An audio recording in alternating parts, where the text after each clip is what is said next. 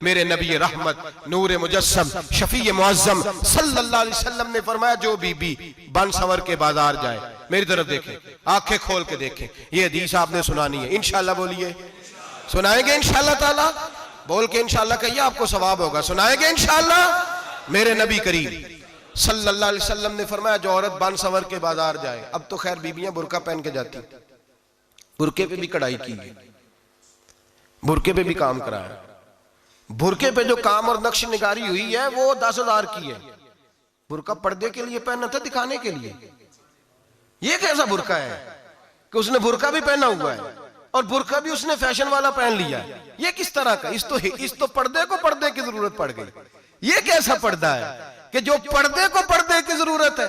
बुरका तो इसलिए होता है कि मुझे देखे कोई ना, और इसने तो पहना ही इसलिए कि जरा लोग देखें तो सही, मैंने कितना कीमती पहना है। इस हिजाब को हिजाब की जरूरत पड़ गई। मेरे हबीब पाक अलैहिस्सलाम ने फरमाया, बिला जरूरत। औरत को इजाजत है, बीमार हो तो डॉक्टर के पास जाए।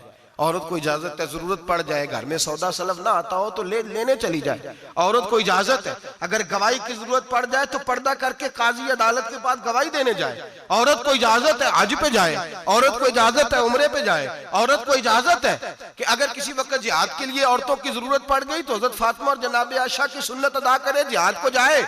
लेकिन अगर औरत मौज करने जाए और रोज कहे वो देखे ना, फलां पार्क में थे, आप तो कभी गए ही नहीं, फलां जगह थे, आपके पास तो फुर्सत ही नहीं, फलां मेरी सरगोदे वाली बहन का खामन तो रोज लेके जाता है, आपने तो कभी तवज्जो नहीं फरमाई।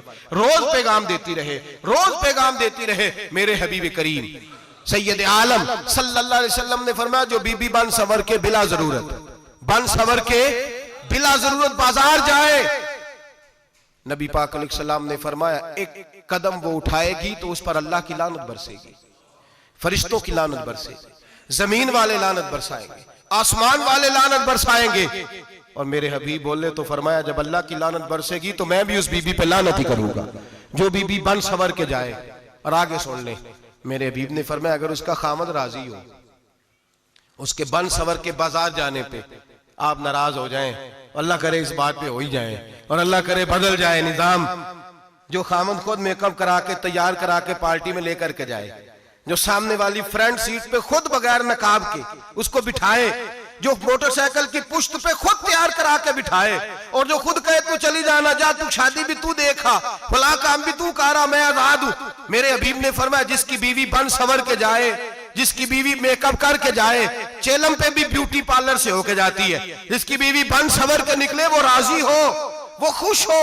बाद ऐसे मना करते हैं, नाराज होते हैं, वो गुनाह सिर्फ औरत के जिम्मे है। लेकिन अगर औरत बन सवर के निकल रही है और खामद राजी है, वो कहता है हाँ हम मॉडर्न है, हम जदीद दौर के हैं, हाँ जिद्दत इसी का नाम है। हाँ, तो लोगों को पता कैसे चलेगा हमारे पास पैसे हैं? कैसे पता चलेगा कि 3 गाड़ियां अब्बा जी के पास है, एक बेटी के पास है, एक बीवी के पास है? कैसे पता चलेगा कि हम बहुत ताल्लुकात वाले हैं? अब्बा जी फलां शादी पे, बेटी फलां घर में, और बीवी फलां घर चली गई, हमारे ताल्लुकात ज्यादा है, इसलिए हमें ज्यादा जाना पड़ता है। मेरे हबीब करीम अलैहिस्सलाम ने फरमाया, औरत बन सवर के जाए, खामद राजी हो, वो जितने कदम उठाएगी उतने ही अपने खामद के लिए जहन्नम में मकान तामीर करेगी।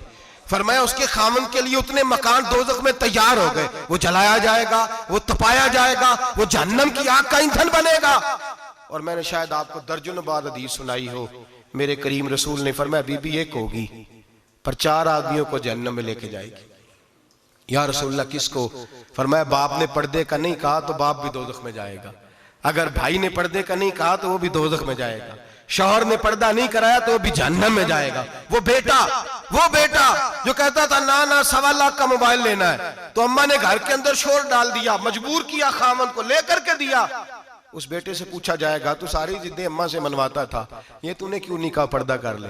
और अब तो बीबी जरा 40 साल की होती है तो कहती है मेरी खैर है, मैं बूढ़ी हो गई हूँ, मेरी खैर है, रोटियां सारी खाती हूँ, बाकी सारे कामों में जवानों की तरह हूं, पर्दा नहीं मैंने करना, मेरी खैर है। फलाना तो मेरे बेटे की तरह। जुल्म की हद है, जुल्म की हद।